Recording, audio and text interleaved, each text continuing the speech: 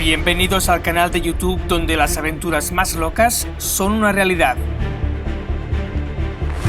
Llevo viajando desde 2018 sin billete de vuelta y descubriendo los sitios más auténticos del planeta.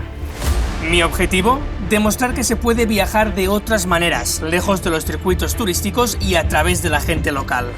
He comprado caballos en Mongolia, me he convertido en el más joven del mundo en cruzar el Himalaya sin ayuda y mucho más. Sin billetes.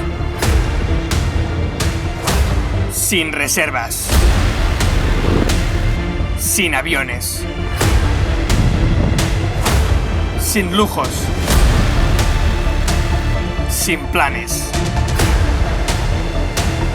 La aventura de verdad al alcance de tu mano.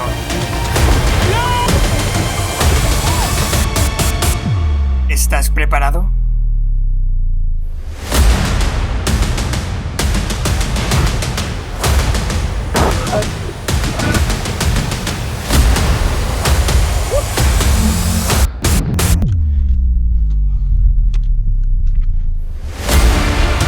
Porque viajar es mucho más que sacar una foto a un monumento bonito o visitar el museo de referencia.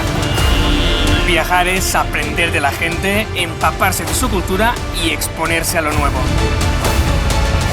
Por ello, aquí no encontrarás los 10 mejores sitios para ver la puesta de sol o lo bonitas que son las piscinas de un hotel.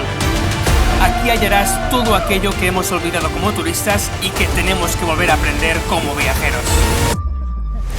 Porque los viajes de Gulliver son una puerta abierta a ese rincón de la imaginación de todo viajero romántico.